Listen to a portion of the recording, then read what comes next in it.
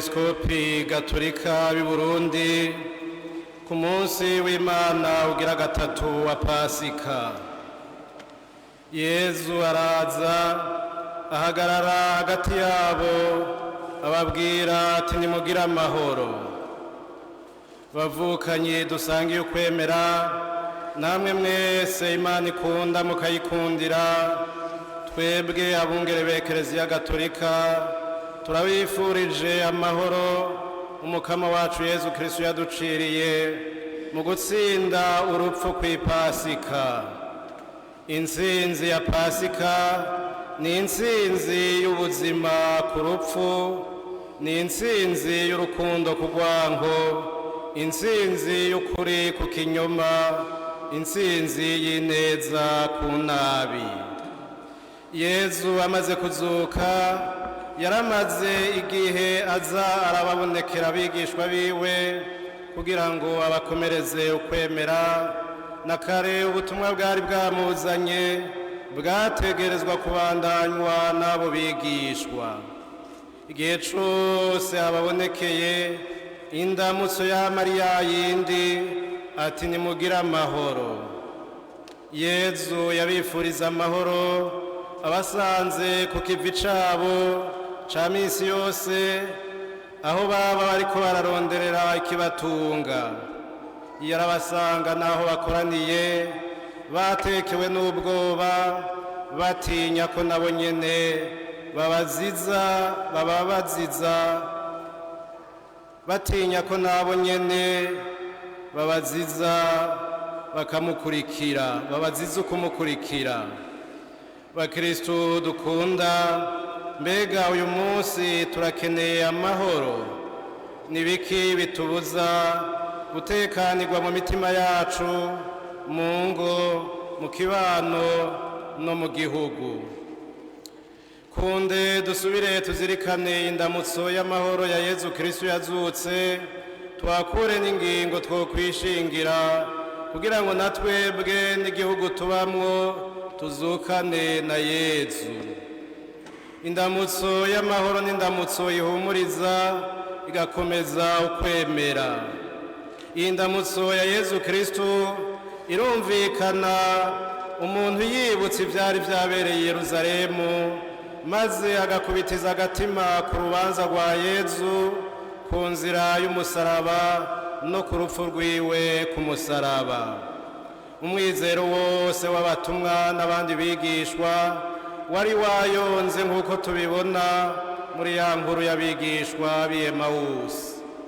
Imitima y'abigishwa yari yahababutse, vyari nkenerwa ko haciye intuntu, amaganya n'ukwihebura, hasubira gutunganywa igikorwa co kuremesha imitima.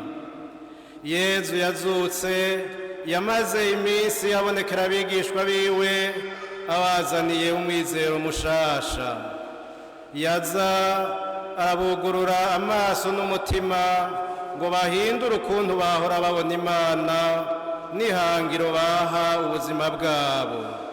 Izuka ryiwe ryaje nk'umushinge mushasha wo kubakirako ubuzima.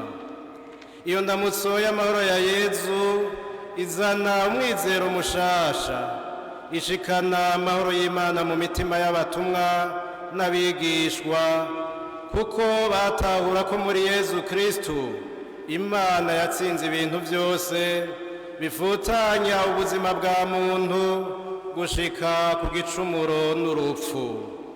Iyo ndamutso y'amahoro isubira kurema gushasha ingabirano y'ukwemera. Yezu yararungikiye mutima mweranda abigishwa biwe kugira ngo aremeshe imitima yabo, baheze babone ko umuntu afiseho iyava n'iyaja, aho naho hakaba ari ku Mana. Amaso y'abigishwa amaze kuguruka kubwo ububasha bwa mutima mweranda, baciye biyumvamwo ubutumwa bwo gushikana ayo mahoro ya Yezu mu bantu bose, harimwo n'abari bigize abansi biwe, gushikana aho bamubamba ku musaraba. Indamutso y'amahoro ni indamutso iremesha ikerekeza kuri kazoza. turakenera iyo ndamutso y'Imana ituremesha mu kwemera, na cane cane iyo turi mu bihe bisimbisha umutima, hamwe twumva umengo inabi iriganje, ikinyoma, akarenganyo, urwanko, ubwicanyi n'ubundi bubisha bigasasigwa indava. Hari igihe tumera nk'aba bigishwa babiri b'Emawusi, tukihebura tugatakaza umwizero mu migambi twarimwo, turiko turaharanira kazoza, tukarondera iyo tuja kunyegera ngo tube turikinze urupfu.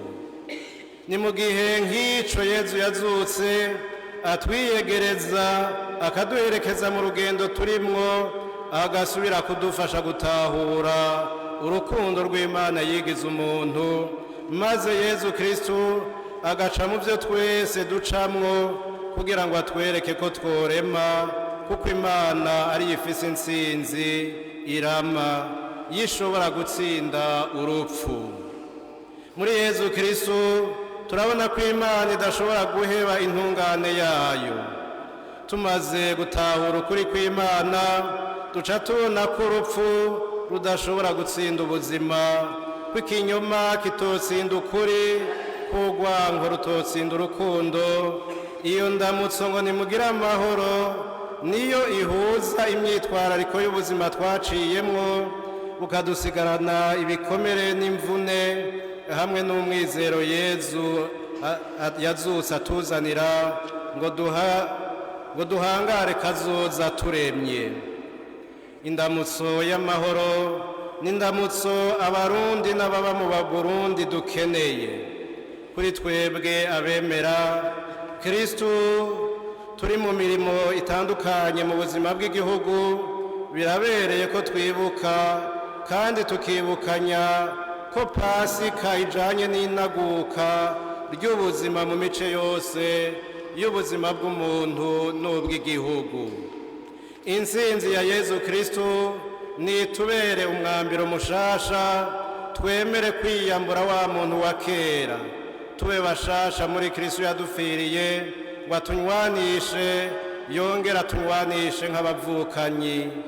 Imana niyo dawe wa twese, adusaba na ntaryo kubana nk'abavukana bamukomokako, ata n'umwe avuyemwo. Ngaha mu Burundi ihimbazwa ry'iki gihe ca Pasika rihuriranye n'uko igihugu cacu kiriko kirarondera kubakira ku kuri, mu kurondera gusubiza hamwe no kurekuranira. Ni igikorwa gisaba ubwitonzi n'umutima w'urukundo. Twifuza gukomeza umwizero ushingiye ku ngendo y'amahoro no gusubiza hamwe, dufatiye no ku makuba Uburundi bwagiye buracamwo. Dusanzwe turiko turanegereza amagenekerezo, imigwi itari mike y'abarundi yibuka ababo bagiye barahitanwa n'ivyo vyago Uburundi bwagiye buracamwo. Iki gihe gihuriranye kandi nuko turiko turitegurira amatora yo mu mwaka uza w'ibihumbi 2025. Ni igihe ciza rero co gusubira kunagura ubuzima, twisunga inzira Yezu Kristu yaduciriye n'akarangamutima gashingiye kuri ayo mahoro. Twebwe abemera Yezu Kristu yapfuye akazuka, turategerejwe gutanga intererano yacu kugira ngo amahoro ya Kristu abe ariyo dushira imbere. Ni muri iyo ntumbero twagomba kugaruka ku bintu bine bijanye n'ibihe turimwo, twosaba ko bimurikirwa n'akarangamutima gashingiye ku ijambo ry'Imana. Ica mbere, gutsimbataza umwizero mu ntwaro iha ijambo igatunganiriza bose. Muri kahise k'iki gihugu cacu turazi ukuntu Burundi bwaguye kenshi mu kaga, bivuye ku gatima ko gukumirana nuko kwikwegera ko ubutegetsi bwose. N'ubu tugumana umwitwarariko kuko hibonekeza ibimenyetso vy'uko hariho abifuza intwaro yotugarukana ku ndinganizo ishingiye ku mugambwe umwe. Birakenewe rero ko hatsimbatazwa intwaro iha ikibanza imigambwe yose harimwo n'idahuje ivyiyumviro n'uburi ku butegetsi, gutyo abarundi bose bagashobora gushikiriza iryo bafise ku mutima no mu bimenyeshamakuru vy'igihugu, bagatunganya amanama bakurikije amategeko atakuburagizwa. Gutunganya amanama no gushikiriza icese ivyiyumviro ntibihagije mu gihe abarundi batoba bafise umwidegemvyo wo gutunganya ukuntu baja hamwe bakiteza imbere, bateza imbere n'itunga rusangi.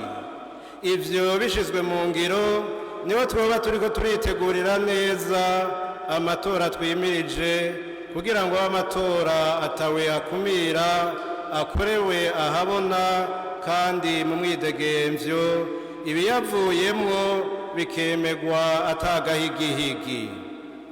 Amajambo n'ingingo zishingwa nibishigwe mu ngiro bitume abenegihugu, amajambo n'ingingo zishingwa ntibishigwe mu ngiro bituma abenegihugu batizera inzego, na cane cane ko abashinzwe amabanga badaheza ngo baze barashikiriza icese ingene bariko bararangura amabanga bashinzwe n'ivyo bariko barashikako. Ko leta yashimye kwitwa leta mvyeyi yotsimbataza ako karangamutima gute kandi idashoboye kumviriza no gutunganiriza bose, kugira ngo ntihahave haba bamwe bumva ko bakumiriwe, mu gihe abatari kumwe n'umugambi uri ku burongozi bw'igihugu bafatwa nk'abansi maze ntibashobore no gushingwa amabanga ngo bakore akazi kandi babifitiye ubumenyi n'ubushobozi, biraheza bikagorana guharanira itunga rusangi. Birakenewe rero ko abarundi basubira kuganira neza ingene intwaro yoha ijambo bose, igatunganiriza bose, gutyo ikagenda iremesha umwizero mu barongozi. Ica kabiri, gukomeza inagurwa ry'urwego rw'ubutungane. Abarongozi b'igihugu uhereye ku mukuru w'igihugu ntibasiba gushikiriza ingaruka mbi zo kudahana. Uko kudahana kwimonogoza niko abanyagihugu bata umwizero mu rwego rw'ubutungane, maze bakagenda bacika intege, bakihebura, bagatangura kugomba kwihanira, ugasanga baraguye no mu vyaha bikomeye. Hariho rero n'abacamanza canke abandi bo mu bisata vy'urwo rwego rw'ubutungane bafitiye ubwoba umutekano wabo kubera igitsure ca bamwe bamwe mu bategetsi, maze bagahava bemera guhemuka kwibanga aho guhagararira ukuri n'ingingo. Ikibazo c'ubutungane kiranafatiye no kukuntu amabanga n'akazi bitangwa n'inzego za leta. Turumva abantu batari bake bidoga ko mw'itangwa ry'akazi hatarabwa ubumenyi, ubukerebutsi, ubuhinga n'ubushobozi, ariko ko harabwa cane cane umwete wo gukorera umugambwe uri ku butegetsi canke ugutanga ibiturire. Ivyo bituma irangurwa ry'imirimo umuntu ashinzwe ridafatira ku bumenyi, ubukerebutsi n'ubushobozi. Ivyo vyose bikagira ingaruka mbi ku mwimbu, ugasanga igihugu giha agahembo ibinebwe n'abariko baragisahura, maze kurya igiturire bikagenda vyimonogoza. Birabereye ko indongozi be n'abajejwe ubutungane ku nzego zose bava hasi bagakora kugira ngo umurundi eka n'uba mu Burundi wese atunganirwe, uwarenganijwe arenganurwe, atekanigwe mu biwe no mu vyiwe. Nkako nk'uko twabivuze, uko kose habaye akarenganyo ntigahanwe, niko agahinda n'umwikomo bikomera mu bantu bigahava bivyara induru n'ingwano. Ubwa gatatu, gutsimbataza umutekano ukingira ubuzima bwa zina kiremwa muntu. Umutekano ni itunga rihambaye ku muntu uwo ari we wese. Kumva mu gihugu cacu hakiriho abantu bicwa bunyamaswa, canke bakagenda amazima yongo kubera politike, canke izindi nyungu izo arizo zose, ni ibintu biteye agahinda. Tuboneyeho akaryo ko gusubira guhoza ababuze ababo mu bihe bishize. Niyo umuntu yoba afashwe n'inzego zibijejwe, bitegerezwa gukorwa hisunzwe amategeko, umuntu agapfungirwa ahantu hazwi kandi hashobora gushikwa n'abo mu muryango wiwe. Gucungera umutekano muri ya ndinganizo y'inyabune n'inkenerwa mu gihugu, ariko inzego z'umutekano zibwirijwe kumva ko arizo za mbere zishinzwe gukingira abenegihugu n'utwabo. Ntitwovuga ibyo gutsimbataza umutekano ngo tureke gutera akamo abantu bagifise iciyumviro co gusesa amaraso y'abantu bitekaniye. Ivyo bakabigira nk'uburyo bwo gushikiriza ivyiyumviro vyabo canke guharanira ivyicaro vya politike. Turahamagariye uwo wese yoba afise agagifisa ku gatima gutumbera inzira zubaka igihugu, zubahirije ubuzima bw'umuntu n'agateka kiwe, hagakomezwa ibiganiro, ukuja inama n'ingingo.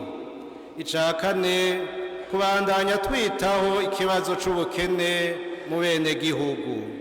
Turashima ko inzego z'igihugu zikora uko zishoboye ngo umwimbu mu burimyi n'ubworozi ugende wiyongera.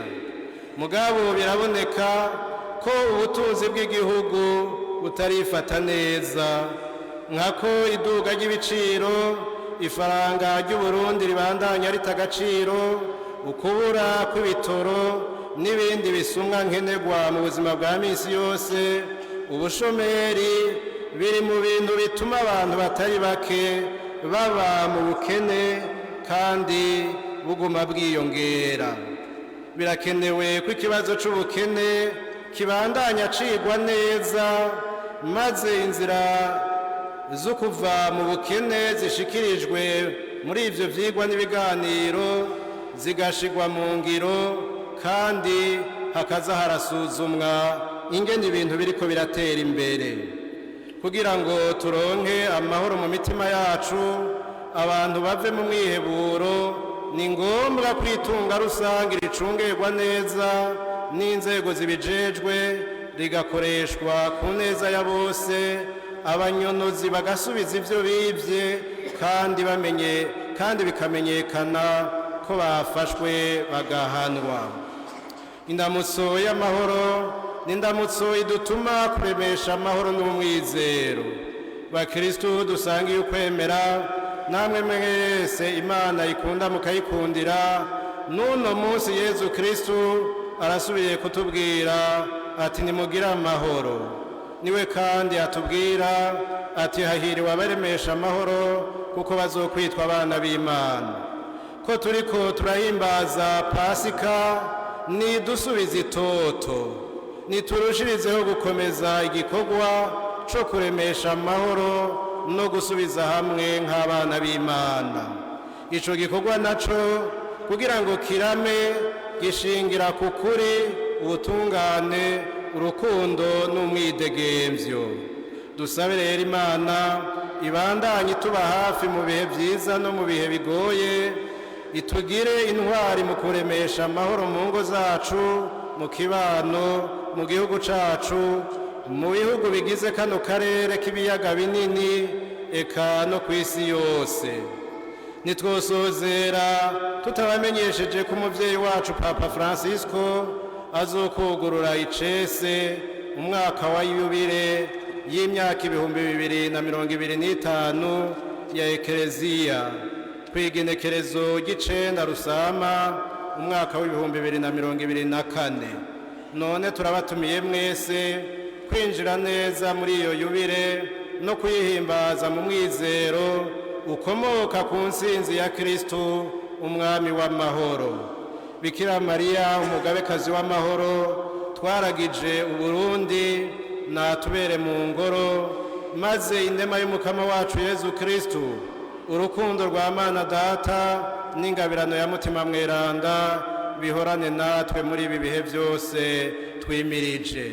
Bigiriwe i Bujumbura igenekerezo rya Ntwarante umwaka w'2024, abepiskopi banyu Musenyeri Bonaventure Nahimana, umwungere mukuru wa Diocese nkuru ya Gitega, ahagarariye Diocese ya Rutana, akaba n'umukuru w'inama y'abepiskopi gatolika b'i Burundi.